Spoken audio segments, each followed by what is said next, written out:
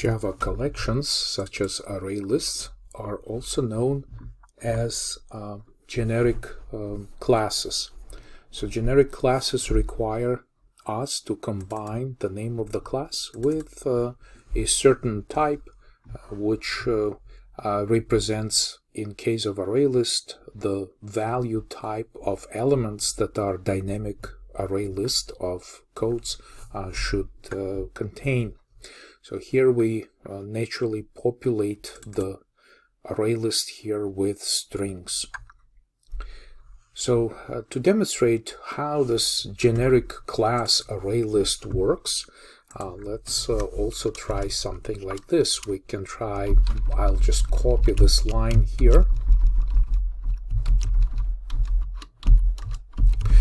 and we can try to create another array list.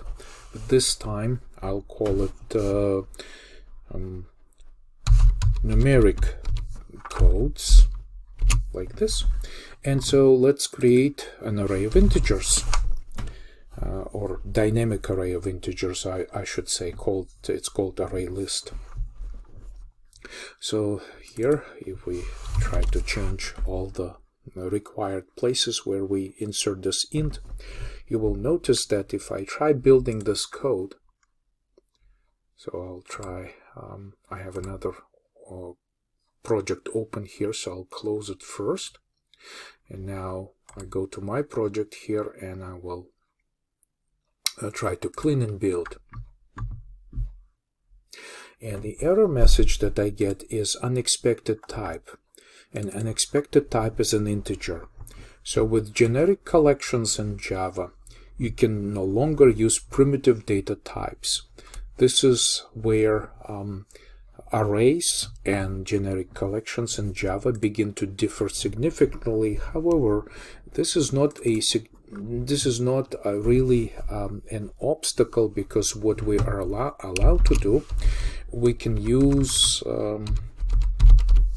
wrapper classes for primitive data types such as integer, boolean, character, double. All of these classes exist in Java library, and then we can use this type of array list combined with this wrapper class or helper class for integers. And you can see that then if I say numeric codes, I can use the add method just like we did with strings right at the top, and now I can use it to add numeric values to the collection.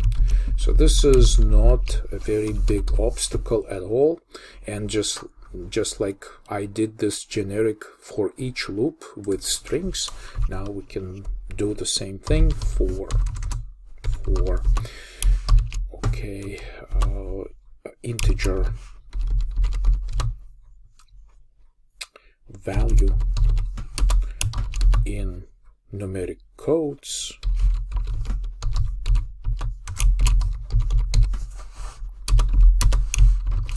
We can do something very similar to what we did with strings and print these integer values if we want to, just like this, right? So those will be printed on individual lines by our print line. So let's just make sure that everything works, and we can run it, and you can see that these are the three strings that were printed at the top of our program, and then I populated another array list named numeric codes with the values 123 and 456. So everything works as predicted. What is advisable with respect to the syntax is that most Java programs avoid using specification of the parameterizing type combined with generic class when the new operator is used. The syntax of Java allows the so-called inference feature, which allows you to omit the specification of this type by using it only once. and you can say, okay, I just want this this type of codes, which is array list of strings, and I want this object to be an array list of integers, and this is the only time where you have to specify it. Everywhere else, you just, like, you can use this inference to have compiler deduce, figure out the type that you want based on the type of this object reference. So this is a nice feature that you can use generic classes with when using the new operator. Alright, so this syntax is also called the diamond syntax in Java, because it looks like diamond with the combination of the angle brackets like this. So in this code, of course, everywhere where we use these punctuation characters, less than and greater than, they have nothing to do with comparisons. They are used as an angle bracket syntax.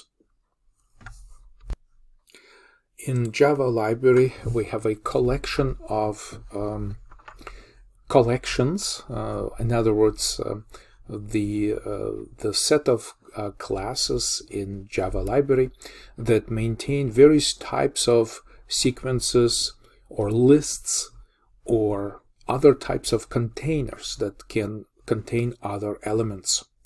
You can see that there is a hierarchy of classes in the library which are all related, and right now what we've tried using is this ArrayList. Now ArrayList themselves together with the LinkedList deriving from the list type. List is actually not a complete concept. It only encapsulates the set of all methods that are available inside ArrayList and LinkedList together. And so here what we could do in this example is that we could make this code even more generic if we stopped using array and just fail over to the list type of interface. Although we still have to create a specific type of a generic data type, this array list. Sometimes to make the code more generic, you need to remember that this specific type of collection is deriving itself from the list interface inside Java library. And so this is just a very typical situation where you create new array list, but remember the reference of type list. And I'm assuming that we again have to fix the imports, and we will choose list right here and say that we want the list type. Okay, so this is the two types that we're using from this library in Java util package, and so this is this time we're trying to use it in a more generic way. So let's save this and run it. Okay, and so you see that it works the same way.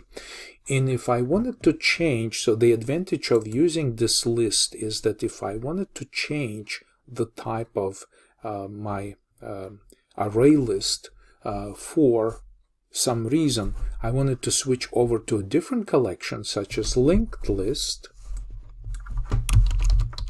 like this. You see that now again I need to import this. I'll just try to import it like this. Alright, so now we're importing three different collections. So both ArrayList and LinkedList can be used for dynamic collections. So here I'm still using ArrayList for my numeric codes, but for these codes I decided to switch to LinkedList.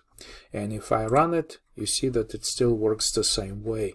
So this is the advantage of using a more generic type of interface such as list, because there once I define my reference type of type list, I can now pick any specific generic type in Java library that implements this list interface, such as LinkedList or ArrayList, and I can use then these references to use all the methods that are defined in this generic interface.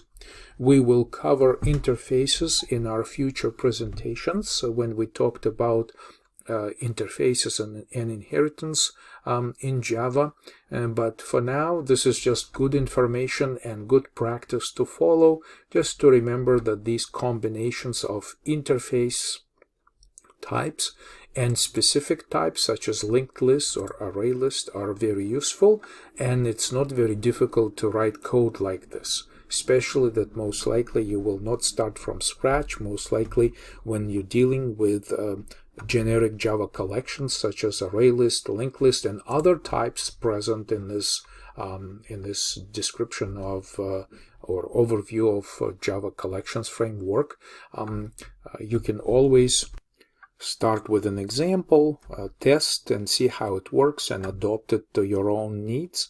And as everything else in Java programming, it just requires some practice and getting used to this new syntax and the way you can practice with these collections. But in the end, they're very beneficial. They're very similar to arrays, but you can see that they can grow in size, and they're in their nature, they're dynamic in terms of the length of the collection can change, which may be a requirement of a lot of different programs.